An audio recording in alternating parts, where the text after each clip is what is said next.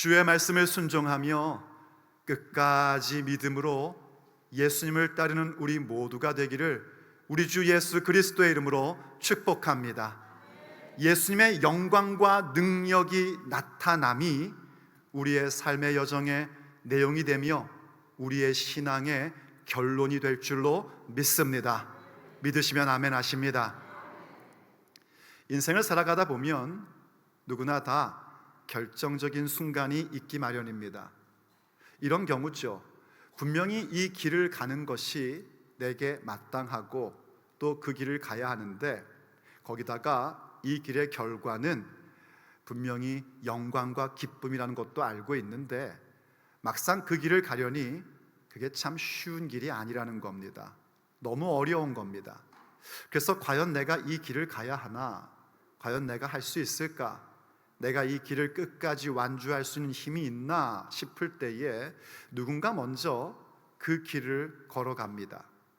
더군다나 그 사람이 내가 신뢰할 만한 사람이고 의지할 만한 분입니다.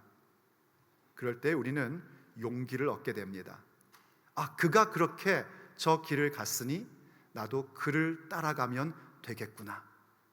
앞서서 나아가는 그 사람을 따라갈 것을 결정하는 것입니다. 그것이 인생의 가장 중요한 결정적인 순간입니다. 오늘 본문은 우리에게 바로 그렇게 앞서서 가신 그분이 다름 아니라 우리 주 예수 그리스도이심을 가르쳐주고 있습니다. 예수님께서 예루살렘에 앞서서 가시니라. 앞서서 가신 예수님이십니다. 공관복음을 보면은요, 이때의 장면을 어떻게 표현해주고 있냐면, 다시 다른 복음서를 보면 이때의 장면을 어떻게 표현해주고 있냐면, 예수님과 제자들이 함께 성에 들어가는 것, 예루살렘에 들어가는 것을 강조해 줍니다. 그래서 그들이 성에 들어갈 때에 라고 표현을 합니다. 그런데 유독 오늘 우리가 함께 보고 있는 누가복음만은 예수님께서 앞서서 가시더라 하며 앞서 가신 예수님을 강조하고 있습니다. 그때는 지금 우리가 이렇게 종료주일로 섬기고 있는 그날이었습니다. 사람들이 예수님을 환영하며 함께 소리 질렀습니다. 온 성이 소동했답니다. 그때 소동했다는 뜻은 지축이 흔들렸다는 것입니다. 환호하며 많은 사람들이 함성을 지르며 환영한 것입니다. 그때는요, 유월절이 가까워졌을 때입니다. 유월절이 되면 많은 경건한 유대인들, 유대 지역에 있는 사람들뿐만이 아니라 세계에 퍼져 있는 유대인들이 긴 순례의 길을 걸쳐서 예루살렘으로 모여왔습니다. 그럼 그때에 예루살렘에 살고 있는 거주민들이든지 혹은 먼저 와 있는 사람들이 그렇게 순례의 길을 온 사람들을 환영하곤 했었습니다. 하지만 지금 이 환호하는 것은 그것과는 차원이 다릅니다. 사람들이 지금 환호하는 모습은 왕을 맞이하는 환호와 같은 그것이었습니다. 그도 그럴 것이 사람들에게 얘기가 들리기 시작하는 겁니다. 예수님이라는 분이 계시는데 그분을 통하여 많은 표적과 기사가 나타났다는 겁니다. 더군다나 며칠 전에는 죽었던 나사로를 살려내셨다는 겁니다. 그걸 통하여 많은 사람들이 예수님의 제자가 되었고요, 그 제자들이 예수님의 예루살렘 입성을 환호하였습니다. 함성을 질렀습니다. 그들뿐만이 아니라 많은 사람들도 그렇게 환호를 지르는 것입니다. 호산나 찬송하리로다. 다윗의 자손이여, 주의 이름으로 오시는 이여 찬송하리로다 외쳤습니다. 그야말로 왕을 맞이하는 그 모습 자체였습니다. 그 모든 고백은 진리였고 그 모든 환호와 찬송은 사실이었습니다. 그런데 이게 웬일입니까? 며칠이 지나지 않아 똑같은 입술로 똑같은 함성으로 그들은 또 외칩니다. 십자가에 못 박으라. 예수님을 십자가에 못 박으라고 똑같은 함성으로 소리를 치며 성을 소동케 합니다. 도대체 어쩌다 이런 일이 벌어진 걸까요? 며칠 전만 해도 호산나 찬양을 부르며 구원하소서 찬송하리로다, 다윗의 자손이여 주의 이름으로 오시는 이여 하며 불렀던 그들이 어떻게 갑자기 예수님을 십자가에 못 박으라고 소리치며 고함치며 소동을 일으키게 됐을까요? 그 이유는 그들은 하나님께서 보내신 예수 그리스도의 길, 하나님의 원하시는 바보다 자신들의 원하는 바가 성취되기를 원했기 때문입니다. 다시 말해 아버지의 뜻, 하나님의 뜻을 이루시는 예수님이 아니라 자신들이 원하는 바를 만족시켜줄 정치적 지도자, 그 메시아를 기다리고 있었던 겁니다. 그리고 그것이 자신들의 눈에 보이지 않자 그들은 예수님을 거절하고 예수님을 십자가에 못 박으라고 외쳤던 겁니다. 우린 여기에서 바로 주님의 원하시는 바와 우리의 원하는 바의 그 간격이 얼마나 큰지를 보게 됩니다. 그리고 그것은 오늘 우리에게 스스로 묻게끔 합니다. 오늘 우리가 예수님을 환호하며 그분을 맞이하며 그분을 믿노라 말하는 것은 무엇을 위함입니까? 하나님의 뜻이 이루어지기를 원하는 것입니까? 아니면 나의 원함이 그분을 통하여 성취되기를 원하기 때문입니까? 내 욕망을 위한 것입니까? 아니면 예수님을 따르기 위함입니까? 종료주일의 신앙이라는 것은 예수님이 가신 그 길을 따르는 것입니다. 그래서 그 간격을 계속해서 좁혀가고 마침내 그 간격이 없어지는 것입니다. 그리고 주님이 가신 그 길을 기꺼이 따라가는 겁니다. 그러므로 과연 예수님께서 우리 앞에 앞서서 가신 예수님의 그 길은 어떤 길일까요? 우리가 분명히 믿고 따라야 할 그 길은 어떤 길일까요? 2025년 종료주일 메시지로 우리가 함께 들으며 반드시 우리의 삶의 여정으로 삼아야 할 주님의 메시지입니다. 첫째, 그 길은 믿음으로 따르는 길입니다. 우리 예수님도 그 길 가실 때에 믿음으로 그 길 가셨음을 우리에게 보여줍니다.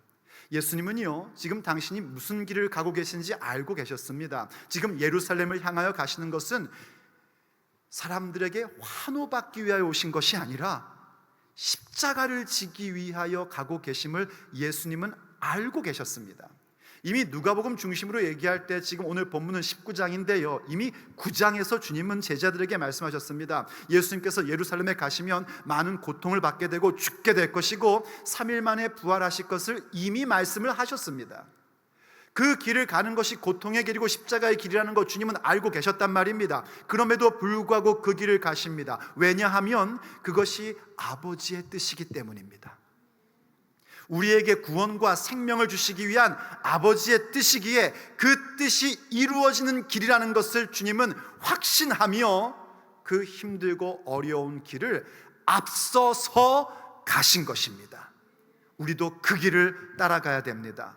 그래서 오늘 본문 28절을 보니까 이렇게 표현하고 있는 겁니다. 예수님께서 이 말씀을 하시고 예루살렘을 향하여 앞서서 가시더라.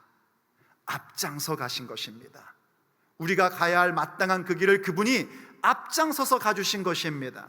하지만 여러분 오해하지 마십시오. 예수님도 그 길 가는 것이 쉬웠던 것은 아닙니다. 하나님의 아들이고 능력이신 주님이시니까 그 길은 그냥 쉽게 산보하듯이 가셨겠지? 아니요, 천만에요. 그렇지 않습니다. 여러분 많은 분들 알고 계시지 않습니까? 예수님께서는요 잡히시던 그날 밤까지도 갈등하시고 힘들어하셨습니다. 겟세마네 동산에서 기도하셨죠. 아버지여, 할만하시거든 이 잔을 내게서 지나가게 하옵소서. 그것이 육신 가운데 계신 예수님의 원하시는 바였습니다. 그러나 주님은 계속해서 기도하셨습니다. 하오나 나의 원대로 하지 마옵시고 아버지의 원대로 되기를 원하나이다. 이 기도를 하신 것입니다. 그 기도를 간절하게 하셨습니다. 히브리서는요 그 기도가 얼마나 간절했는지 예수님께서 심한 통곡과 눈물로 간구하셨다고 합니다. 그리고 이 누가복음은요 그때 예수님의 기도의 모습을요 이렇게 묘사해주고 있습니다. 누가복음 22장 44절의 말씀입니다. 예수님께서 그렇게 기도하실 때 어떻게 기도하셨는가? 힘쓰고 애써 더욱 간절히 기도하시니. 여러분, 저는 이 한국어 번역이 너무 좋습니다. 힘쓰고 애쓰고 더욱 간절히 기도하셨답니다. 그냥 간절히 기도한 정도가 아니라 힘썼단 말입니다. 애썼단 말입니다. 더욱 간절히 기도했는데 그 정도가 어느 정도인가? 땀이 땅에 떨어지는 핏방울 같이 되더라. 여러분, 간절히 기도하며 땀 흘려본 적 있으십니까? 간절히 기도하면은요, 땀이 후끈후끈 납니다. 정말 와이셔츠가 젖을 정도가 됩니다. 그래도 땀이 이렇게 뚝뚝 떨어지는 경우는 드뭅니다. 그런데 지금 예수님께서 얼마나 간절히 기도하셨다는 겁니까? 정말 너무나 간절히 기도하셔서 땀이 막 뚝뚝뚝 떨어지는데 스며드는 것이 아니라 마치 상처가 나서 피가 뚝뚝뚝 떨어지는 것처럼 땀방울이 땅에 떨어졌더란 말입니다. 그렇게 간절히 기도하신 겁니다. 예수님도 간절히 기도하며 그 길을 가셨습니다. 왜요? 생명의 길이기 때문입니다. 아버지의 뜻이기 때문입니다. 지금 비록 십자가에 달려 죽으시지만 이걸 통하여 아버지의 뜻이 분명히 이루어질 것을 확신하셨기 때문입니다. 기도하며 가는 것입니다. 그게 믿음입니다. 믿음이라는 것은요, 그저 내가 원하는 것이 이루어지기를 간구하는 것이 아니라요, 아버지의 뜻을 이루기 위해서 땀을 흘리며 힘쓰고 애쓰며 더욱 간절히 기도하는 것입니다. 땀방울이 핏방울처럼 떨어지도록 기도하며 아버지의 뜻이 이루어지기를 원하는 것, 그분을 신뢰하기에 그 길을 나가는 것, 그게 믿음입니다. 이 믿음을 따라가는 길, 믿음으로 따르는 길, 주님께서 보여주셨고, 그리고 제자인 우리들에게 말씀하시는 것입니다. 나를 따르라. 그 길은 사실 그 누구도 가본 적이 없는 길입니다. 그 누구도 이룰 수 있는 길이 아닙니다. 오직 예수님만이 가실 수 있는 길이고 예수님만이 성취하신 길이십니다. 그럼에도 불구하고 제자인 우리들, 교회인 우리들에게 주님은 초대하십니다. 일어나라, 함께 가자, 나를 따르라 명령하신 것입니다. 그러니 우리도 마땅히 믿음으로 주님을 따라가야 합니다. 그것이 주님과 우리 사이의 그 간격을 좁힐 것이고, 그것이 과연 주님을 따르는 제자들의 모습이며 하나님의 놀라운 역사를 이루어내는 통로가 되는 것입니다. 그러니 예수님을 바라보십시오. 그분이 어떻게 그 길을 갔는지를 보시란 말입니다. 주님께서 기도하며 간구하며 믿음으로 그 길을 가셨을진데 우린 그분을 바라보며 가야 됩니다. 그것에 대해서요, 히브리서 12장 2절이요 우리에게 중요한 가르침을 주고 있습니다. 참 잘하시는 말씀이죠. 믿음의 주요 또 온전하게 하신 이인 예수님을 바라보자. 여러분, 예수님 바라보시기를 예수님의 이름으로 축복합니다. 우리의 시선을 예수님께 고정시켜야 됩니다. 예수님만 바라보셔야 됩니다. 그래야 믿음으로 따르는 길을 기꺼이 나아갈 수 있게 되는 것입니다. 그런데 그때 뭘 봐야 되는가? 계속해서 이렇게 말씀해 주십니다. 우리 예수님은 그 앞에 있는 기쁨을 위하여 십자가를 참으사 부끄러움을 개의치 아니하시더니 하나님 보좌 우편에 앉으셨느니라. 할렐루야. 예수님께서요, 그 십자가가 부끄럽다는 거 모르신 게 아니란 말입니다. 아셨단 말입니다. 십자가가 고통이라는 거 주님도 아셨단 말입니다. 그런데 어떻게 그분, 우리의 믿음의 주, 우리의 믿음의 창시자이시며 우리의 믿음을 온전케 하시는 그분이 어떻게 그 십자가의 길을 가셨나 했더니 다른 것이 아니라 그 앞에 있는 기쁨을 위하여, 그 십자가 후에 있는 기쁨이 예수님의 눈에는 명확하게 보였던 겁니다. 여러분 기억하십시오. 십자가가 끝이 아닙니다. 고통이 끝이 아니란 말입니다. 죽으심이 끝이 아닙니다. 부활이 있고 승천이 있고 영광과 능력이 있는 것입니다. 예수님의 승리가 있는 것이에요. 주님께서 바로 앞에 있는 그 기쁨을 보시고 지금 받아야 될 고난과 십자가의 길을 기꺼이 가셨단 말입니다. 그게 믿음입니다. 그게 믿음으로 가는 길인 것입니다. 우리도 마찬가지입니다. 우리가 가는 길, 우리가 믿음으로 산다는 것, 그것은요 내가 짊어져야 될 십자가를 버리는 게 아닙니다. 예수님을 따르며 가는 길 가운데 만나는 고난과 어려움들이 싹 없어지기를 원하는 것, 그런 얘기가 아닙니다. 우리가 믿음으로 산다는 것, 믿음을 구한다는 것, 믿음으로 예수님을 따른다는 건 무엇인가? 앞에 있는 즐거움을 위하여, 우리 앞에 놓여져 있는 주님 주시는 그 기쁨을 위하여 기꺼이 이 길을 가는 것입니다. 그래서 주님 앞에 땀방울이 떨어지되 핏방울처럼 떨어지는 것처럼 기도하기를, 주여 내 눈을 여사 이 앞에 있는 기쁨이 보여지게 하여 주옵소서. 기꺼이 이 길을 걸어갈 수 있는 능력을 내게 주시옵소서. 주님, 나는 그 기쁨을 놓칠 수가 없습니다. 그 기쁨을 포기할 수 없습니다. 주님이 주시는 승리를 나는 결단코 포기할 수 없습니다. 여러분 아십니까? 최후의 승리는 우리의 것입니다. 그래서 믿음으로 따르는 길을 선택하며 가십시오. 여러분, 혹시 지금 여러분의 예루살렘을 향하여 가고 계십니까?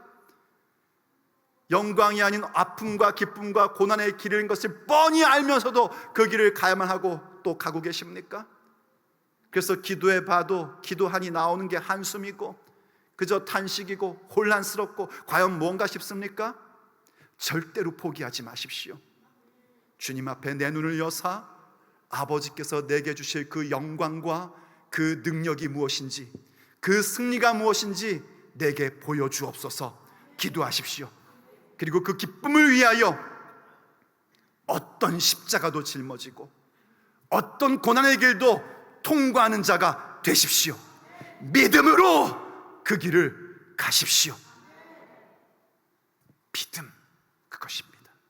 그것이 믿음으로 따르는 길, 우리 주님께서 앞서서 가신 길입니다. 그때에 이 믿음을 더욱더 강화시켜주는 것이 있습니다. 그것은 다름 아니라 주님의 말씀에 순종하는 것입니다. 말씀을 순종하는 그 자체가 사실 믿음입니다. 그러므로 두 번째, 앞서서 가신 예수 그리스도를 따르는 길이란 무엇인가? 그것은 바로 말씀에 순종하는 길입니다. 우리 예수님도요, 늘 말씀의 성취를 위하여 육체의 날들을 사셨습니다. 말씀이신 그분임에도 불구하고 기록된 성경의 말씀의 성취를 위하여 하나하나 일구어 가시며 가십니다. 다시 말하면 그 말씀에 순종하는 길을 가신 겁니다. 그리고 제자인 그들도 그 말씀의 순종을 경험하게 해주십니다. 우리에게도 그것을 원하십니다. 여러분, 말씀에 순종해 본 적 있으시죠? 아니, 3분밖에 없다는 건 이건 심각한 건데, 아니, 작은 거라도 하나님 말씀에 그래 내가 한번 따라 봐야지 하고 해보신 적 있으시죠? 네, 감사합니다. 있을 겁니다. 근데 여러분, 경험하셨다시피 주님의 말씀은요, 때론 우리가 생각하기에도 그럼 마땅히 그래야지, 그렇게 살아야지 하는 말씀들이 있습니다. 그런데 때로는, 아니 어떤 경우엔 좀 더 많이, 종종 도대체 이해가 안 되는 말씀들도 많습니다. 그리고 그런 말씀을 주실 때는 특히나 굉장히 간단명료하십니다. 뭐 이렇게 자세한 설명을 해주질 않으십니다. 청사진을 보여주시질 않습니다. 뭐 이를테면 그런 거죠. 가라, 풀어와라, 혹은 기도해라, 인내해라. 아니 언제까지요? 몇 년, 몇 월, 며칠까지 인내하라는 겁니다. 그런 말씀을 해주시는 일이 없으십니다. 그냥 인내하라. 또 때로는요, 수고했다, 여기까지다. 아니 앞으로 살아갈 날들이 많은데 어떡하란 말이십니까? 그거에 대해서 하나도 보여주시지 않습니다. 딱 오늘 순종해야 될 것만을 말씀하십니다. 그때 그걸 순종하셔야 됩니다. 도대체 이해할 수 없는 말씀, 도대체 이게 뭐지 싶은 그 말씀, 그걸 순종해 보셔야 됩니다. 그러면 믿음이 성장합니다. 믿음으로 따르게 됩니다. 오늘 주님께서 하신 그 모든 행위, 이 종려주일의 모습, 나귀, 그것도 작은 나귀를 타고 가시는 그 모습은 전부 다 주님도 말씀을 성취하시는 사건이었습니다. 한번 본문으로 가보십시오. 30절 말씀입니다. 이르시되 너희는 맞은편 마을로 가라. 그리로 들어가면 아직 아무도 타보지 않은 나귀 새끼가 메어 있는 것을 보리니 풀어서 끌고 와라. 만일 누가 너희에게 어찌하여 푸느냐 묻거든 말하기를 주가 쓰시겠다 하라 하고 말씀해 주신 겁니다. 바로 이 말씀은요, 스가랴 9장 9절의 말씀의 성취에 대한 것입니다. 그 말씀의 성취를 주님께서 이루시고자 당신 혼자 하시는 것이 아니라 제자들을 함께 동원하여 그 말씀의 성취에 동참케 해주고 계신 겁니다. 한번 스가랴 9장 9절 말씀을 보십시오. 이 말씀입니다. 시온에 따라 크게 기뻐할지어다, 예루살렘에 따라 즐거이 부를지어다. 보라, 내 왕이 임하시나니 그는 공의로우시며 구원을 베푸시며 겸손하여서 나귀를 타시나니 나귀의 작은 것 곧 나귀 새끼니라. 할렐루야. 우리 주님은요, 공의로우신 왕이십니다. 그분은 겸손한 왕이십니다. 우리를 구원하시는 분이십니다. 그 왕이 우리에게 오시는데 말을 타고 오지 않으셨습니다. 백마 타고 온 왕자가 아니란 말입니다.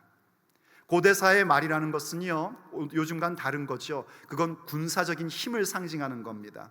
바로 군사적인 리더로 오신 것이 아닙니다. 오히려 나귀를 타셨습니다. 나귀라는 건 그 당시에 굉장히 일반적인 탈 것입니다. 보통 사람들이 타는 것입니다. 하지만 그 상징하는 바는 무엇인가? 평화를 상징하는 것이고 구원을 상징하는 것이며 겸손을 상징하는 것입니다. 우리 예수님은 그렇게 구원의 주로 생명을 주시는 분으로 겸손한 왕으로 공의로우신 분으로 우리 가운데 임하신 것입니다. 군림하는 왕이 아니었단 말입니다. 우리가 원하는 정치적 지도자가 아니라 하나님의 뜻을 이루시는 그 놀라운 왕 중의 왕으로서, 그 임금으로서 우리 가운데 오셨습니다. 그 일을 지금 예수님이 제자들과 함께 이루시는 겁니다. 근데 이것 좀 보십시오. 예수님께서 제자들에게 그 나귀를 가지고 오라고 하시는데 이거 조금 이상합니다. 이렇게 하셔야 되는 거 아닙니까? 야, 가서 나귀를 사와라, 혹은 임대해와라. 뭐 그게 아니라면, 야, 내가 다 준비해놨어, 다 어레인지 해놨으니까 걱정하지 말고 가서 나귀 있으면 풀어가지고 와, 이렇게 말씀을 해주셔야 되는 거 아닙니까? 근데 그런 얘기가 전혀 없으십니다. 그냥 가래입니다. 나귀 만날 텐데 풀어오랍니다. 주인이 물으면 주가 쓰시겠다고 하랍니다. 근데 이 제자들 좀 보십시오. 그동안 주님과 함께해서인지 얼핏 듣기에 조금 이상한 말씀인데 그냥 말씀하신 대로 따라갑니다. 나귀가 정말 매여 있었고 그 나귀를 풉니다. 그러자 주인들이 왜 나귀를 푸느냐 하고 물었고요, 그때 제자들은 주님이 말씀하신 대로 대답합니다. 주께서 쓰시겠다 하셨습니다. 그러자 이 주인들이 그 나귀를 그냥 또 줍니다. 이건 더 이상합니다. 아니, 제자들이야 그래도 주님께서 말씀하신 대로 따른 거라고 치지만 이 주인들은 어떻게 주께서 쓰시겠다 하실 때 그냥 덜컥 내줄까요? 분명히 나귀에 대해서 성경이 주인들이라고 했거든요. 그러니까 이 지금 나귀가 작은 나귀든 혹은 또 다른 복음서에 보면은 어미 나귀와 작은 나귀가 함께 있었다고 했는데 어쨌든 이 나귀는 한 사람 거가 아니라 공동 소유였다는 얘기입니다. 공동 소유. 다시 말해 이 사람들은 넉넉한 형편의 사람들이 아니었습니다. 나귀는 필요하고 쓸 일이 많고, 그런데 나가 혼자 나귀 한 마리를 갖기에는 형편이 안 되고, 그래서 여러 사람들이 한 마리의 나귀를 공동 소유로 가져서 자기가 필요할 때마다 서로 공유하며 썼던 그 나귀란 말입니다. 지금 형편이 어려운데 주님께서 쓰시겠다 하니까 그걸 그냥 내어 드린 겁니다. 이게 말씀에 순종하는 모습이고, 이것을 기록하여 오늘 우리에게 보여주시는 것은 주께서 우리에게 도전하고 계신 것입니다. 주님도 말씀의 성취를 위해 움직이셨고, 제자들도, 나귀의 주인들도 주님의 말씀에 순종하며 이상한 말씀도 따랐고 자기가 형편이 어림에도 불구하고 주께서 쓰시겠다는 것을 내어 주었듯이 오늘 우리도 주님의 말씀에 순종해야 한다는 것, 우리가 따라야 할 예수님의 그 길은 말씀에 순종하는 길이라는 것을 우리에게 말씀해 주고 계신 겁니다. 여러분, 말씀에 순종하는 게 믿음입니다. 이상한 말씀 들려도요, 따르셔야지 됩니다. 오늘 주님께서 여러분 가운데에 내가 쓰겠다 하실 때 여러분은 뭐라고 대답하시겠습니까? 내가 너의 시간을 좀 써야겠는데, 내가 너의 재능을 좀 써야겠는데, 내가 너의 재물을 좀 써야겠는데 할 때 여러분은 뭐라고 답변하시겠습니까? 주께서 쓰시겠다 하시니 가져다 쓰십시오 할 수 있어야 됩니다. 그런데 그게 여러분, 내가 계산하면 안 됩니다. 내 계산이 딱 들어가는 그 순간부터 우린 절대로 그 말씀에 순종하지 못합니다. 내일부터 특별 새벽 기도에 나와야겠다, 나와라, 주님의 음성이 들리지 않습니까? 그런데 그때에 새벽에 나오면 하루 종일 피곤할 텐데 이 계산 들어가면 절대 못 나옵니다. 아니 저녁에도 나와야 되는데 새벽에도 또 나와야, 야 죽을 것 같은데. 절대 안 죽습니다 여러분. 제가 해봐서 아는데요, 새벽 기도해도 절대 안 죽습니다. 그런 경우가 없습니다. 그런데 우리의 계산이 딱 들어가는 순간 우린 절대 주님의 말씀에 순종하지 못합니다. 무엇이 됐든지 간에 내 판단과 내 계산이 들어가면 안 됩니다. 그래서 지혜의 말씀인 잠언은 우리에게 이렇게 권면해 주는 것입니다. 잠언 3장 5절 말씀입니다. 너는 마음을 다하여 여호와를 신뢰하고 내 명철을 의지하지 말라. 인정하시면 아멘 하십니다. 오직 하나님을 의지해야지 내 명철, 내 계산, 내 판단, 내 생각 이거 의지하지 말라 하십니다. 그걸 버려야 된단 말입니다. 너는 범사의 그를 인정하라. 그리하면 내 길을 지도하시리라. 범사의 주님을 인정하란 말입니다. 다시 말해서 범사의 주님을 인식하란 말입니다. 지금 그 현장, 내가 죽을 것 같다고 생각하는 그 순간 주님이 계심을 인식하시란 말입니다. 그럼 주님께서 우리의 길을 인도해 주십니다. 그 길은 생명의 길입니다. 그 길은 능력의 길입니다. 그 길은 구원의 길입니다. 그 길은 승리의 길입니다. 그러니 더 이상 내 판단, 내 생각, 내 지혜 이걸 의지하지 말고 오직 주님을 신뢰하는 자가 되십시오. 하나님을 신뢰하면 순종하게 됩니다. 주님을 순종하면 주님의 능력의 길로 우리를 인도해 주십니다. 그 십자가의 길이 죽음의 길이고 고통 길이 아니라 생명의 길이며 구원의 길임을 나타내 보여주십니다. 그래서 마땅히 우리 나의 명철을 버려버리고 내 계산을 버려버리고 오직 주님만을 신뢰하며 말씀에 순종하며 나가는 겁니다. 거기에 주님께서 놀라운 일들을 나타내 주십니다. 내가 걸어가는 걸음걸음마다 예수님의 영광이 무엇인지, 그분의 능력이 무엇인지 드러나게 하십니다. 그러므로 세 번째, 예수님을 따라가는 길, 앞서가신 예수님을 따라가는 길은 무엇인가? 결국은 예수님을 드러내는 길입니다. 우리가 믿음으로 주님을 따라가며 주님의 말씀, 그 말씀이 조금 어려워 보이고 이해가 안 된다 할지라도, 심지어 내가 그럴 여유가 없고 그럴 형편이 아닐지라도 순종하며 나갈 때에 주님께서는 우리가 걸어가는 걸음걸음마다 우리 주 예수님이 드러나게 해주십니다. 내가 드러나는 것 아닙니다. 예수님이 드러나시는 겁니다. 그게 믿음입니다. 사랑하는 여러분, 나를 드러내려 하지 마시고요, 예수님 드러나기를 열망하시기를 우리 주 예수 그리스도의 이름으로 축복합니다. 그것이 생명의 길이고 그것이 영원한 구원의 길이며 그것이 하나님이 인정해 주시는 믿음의 여정인 것입니다. 예수님께서 그 길을 가시면서요, 이렇게 나갈 때 제자들이 그리고 또 많은 군중들이 예수님을 환호하고 노래 불렀습니다. 다시 한번 본문으로 가보십시오. 37절 말씀입니다. 이미 감람산, 그러니까 예수님이 늘 기도하시던 그곳이죠, 내리막길에 가까이 오심에 제자의 온 무리가 자기들이 본 바 모든 능한 일로 인하여 기뻐하며 큰 소리로 하나님을 찬양한 겁니다. 본 바가 있단 말입니다.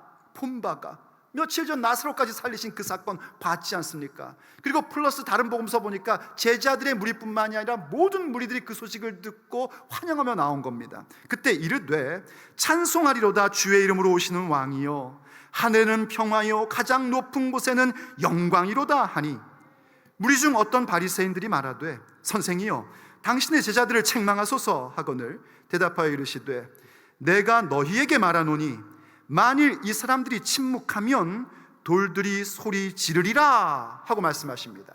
여러분 잘 보십시오. 이 말씀을요, 이 말씀이 굉장히 은혜로운 파트입니다. 지금 사실 예수님의 제자들도 그렇고 무리들도 그렇고 자신들이 외치는 그 말의 내용, 사실이며 진리인 말의 내용과 그들의 마음에 원하는 바에는 큰 간격이 있습니다. 그럼에도 불구하고 주님께서 지금 어떻게 해주고 계시는 거냐면, 이들이 선포하는 모든 말들, 호산나뿐만이 아니라 높은 곳은 하나님께 영광입니다, 지극히 높은 곳에 하나님께 평화입니다 했던 이 고백의 모든 것, 이 모든 사실들을 주님께서 받아주셨다는 겁니다. 그게 중요합니다. 사실 우리가 알지 않습니까? 오늘 우리가 주님 앞에 찬양하고 노래하고 기도하고 신앙의 고백을 했지만 우리의 마음 가운데도 하나님의 원하는 바와 나의 원하는 바가 큰 간격이 있다는 거 알지 않습니까? 말씀을 듣다 보면 그게 자꾸만 보이지 않습니까?